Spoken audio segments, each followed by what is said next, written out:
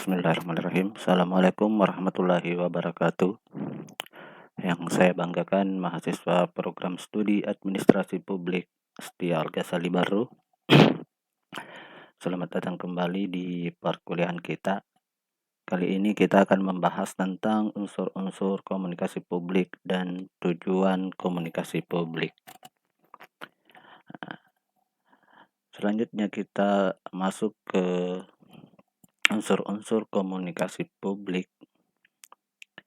Ya, jadi ilmu komunikasi terdapat 5 unsur yang saling bergantung sama lain.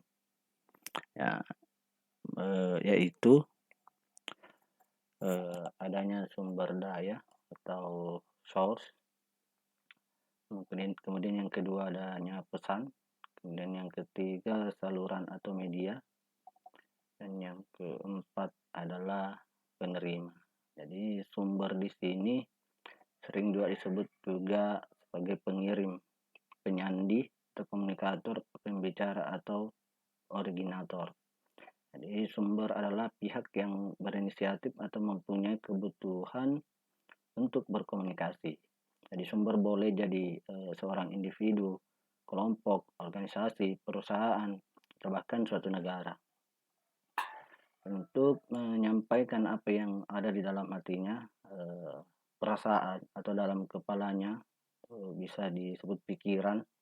Sumber harus mengubah perasaan atau pikirannya tersebut ke dalam seperangkat simbol verbal maupun non-verbal yang idealnya dipahami oleh si penerima pesan. Dan yang kedua, pesan adalah apa yang dikomunikasikan oleh sumber kepada si penerima.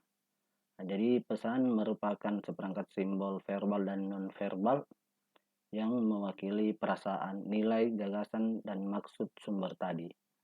Ya, jadi pesan memiliki 3 komponen, yaitu makna, simbol, yang digunakan untuk menyampaikan makna dan bentuk atau organisasi pesan. Kemudian yang ketiga, saluran atau media. Saluran di sini atau media yakni alat atau wahana yang digunakan sumber untuk menyampaikan pesannya kepada penerima. Saluran boleh merujuk pada bentuk pesan yang disampaikan kepada penerima berbentuk verbal atau non-verbal. Nah, jadi pada dasarnya komunikasi manusia menggunakan 2 saluran, yakni cahaya dan suara, meskipun juga bisa seseorang menggunakan kelima indera untuk menerima pesan dari komunikator. Dan yang keempat, penerima atau receiver. Jadi penerima di sini sering juga disebut sasaran atau tujuan. Penyandi, baik, atau halayak. Pendengar atau penafsir yakni orang yang menerima pesan dari sumber berdasarkan pengamatan masa lalu, rujukan nilai, pengetahuan, persepsi, pola pikir, dan perasaan. Penerima pesan menerjemahkan atau menafsirkan seperangkat simbol verbal maupun non-verbal yang ia terima menjadi gagasan yang dapat ia pahami. Dan yang terakhir adanya efek. Efek di sini adalah apa yang terjadi pada penerima setelah ia menerima pesan tersebut. Misalnya penambahan pengetahuan, terhibur, perubahan sikap, perubahan keyakinan, perubahan perilaku, dan lain-lain sebagainya. Nah, selanjutnya kita akan masuk ke proses komunikasi publik. Jadi terdapat 10 elemen menurut Paton 1983, yaitu stimuli atau stimulus, ya, bagian dari respon stimuli yang berhubungan dengan kelakuan. Dan yang kedua, speaker atau pembicara. Jadi seseorang yang dipercaya untuk menyampaikan suatu hal, berita atau informasi di depan umum. Jadi seorang pembicara dapat saja memiliki bidang dan mengambil kedudukan yang berbeda dalam menyampaikan isi pembicaraannya.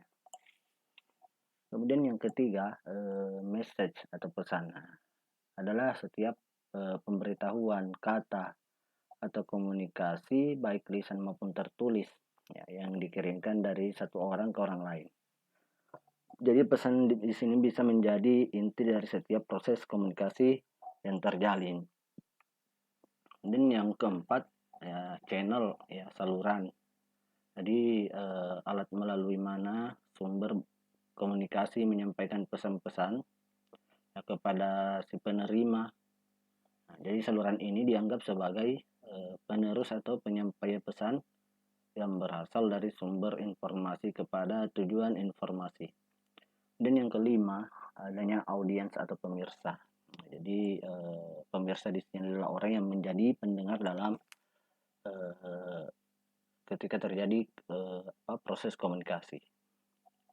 Kemudian yang keenam, konteks. Nah, dalam konteks lingkungan, banyak teori komunikasi lingkungan berasumsi bahwa representasi manusia dalam dan alam, baik verbal atau non-verbal, publik atau antar pribadi, tetap muka atau komunikasi, mediasi terkait. Jadi komunikasi tentang alam diinformasikan oleh konteks kepentingan sosial, kepentingan ekonomi, dan konteks politik. Nah, jadi kepentingan ini membantu untuk membentuk komunikasi kita terhadap lingkungan sosial. Sering dengan cara-cara kita tidak sadari dan mengarah untuk melihat alam melalui lensa tertentu. Dan yang ketujuh, hanya efek atau dampak pengaruh. Ya, jadi di sini adalah dampak dari proses komunikasi yang terjadi antara si pemberi pesan kepada si komunikan itu sendiri. Kemudian yang kedelapan adalah feedback atau umpan balik. Ya, jadi anggapan yang disampaikan oleh komunikan atas penerima pesan ketika seorang komunikator atau pemberi pesan menyampaikan pesannya. Nah, dan yang ke-9, noise atau gangguan. Nah, jadi pada masalah kemampuan untuk menerima, mengirim, memproses, dan memahami konsep komunikasi. Jadi dalam hal ini konsep komunikasi bisa berupa verbal maupun non-verbal, dan juga adanya simbol grafis. Jadi gangguan komunikasi bisa terjadi pada anak-anak, orang dewasa, atau orang yang pernah mengalami cedera otak. Kemudian yang terakhir adalah intra-audience communication atau komunikasi antar anggota. Nah, jadi di sini komunikasi antar anggota sangat penting karena dapat bertukar pikiran serta ide dalam membangun sebuah hubungan yang baik dengan orang lain. Nah, dan selanjutnya kita masuk ke fungsi dan tujuan komunikasi publik. Jadi FND pada tahun 2011 mengemukakan bahwa fungsi dan tujuan komunikasi adalah sebagai berikut. Nah, yang pertama adalah sebagai public information, yaitu memberikan informasi kepada masyarakat. Nah, karena perilaku menerima informasi merupakan perilaku alamiah masyarakat itu sendiri. Nah, dengan menerima informasi yang benar, masyarakat akan merasa aman, tentram. Nah, informasi akurat diperlukan oleh beberapa bagian masyarakat untuk bahan dalam pembuatan keputusan. Kemudian yang kedua, sebagai public education, yaitu mendidik masyarakat, di mana kegiatan komunikasi pada masyarakat dengan memberikan berbagai informasi tidak lain agar masyarakat menjadi lebih baik, lebih maju, lebih berkembang kebudayaannya. Kegiatan mendidik masyarakat dalam arti luas adalah dapat memberikan berbagai informasi yang dapat menambah kemajuan masyarakat dengan tatanan komunikasi massa itu tersendiri. Kemudian yang ketiga, sebagai persuasion, yaitu dapat mempengaruhi masyarakat, di mana kegiatan memberikan berbagai informasi pada masyarakat juga dapat dijadikan sarana untuk mempengaruhi masyarakat tersebut ke arah perubahan sikap dan perilaku yang diharapkan. Misalnya mempengaruhi masyarakat untuk mendukung suatu pilihan dalam pemilu. dapat dilakukan melalui komunikasi massa dalam bentuk kampanye, propaganda, selebaran-selebaran, eh, spanduk, dan lain-lain sebagainya. Kemudian yang terakhir adalah sebagai public entertainment, yaitu menghibur masyarakat, di mana perilaku masyarakat menerima informasi selain untuk memenuhi rasa aman juga menjadi sarana hiburan masyarakat. Apalagi pada masa sekarang ini banyak penyajian informasi melalui sarana seni hiburan. Saya kira itu yang bisa saya sampaikan. Sekian untuk minggu ini. Sampai ketemu di kesempatan berikutnya. Saya akhiri dengan ucapan Assalamualaikum warahmatullahi wabarakatuh.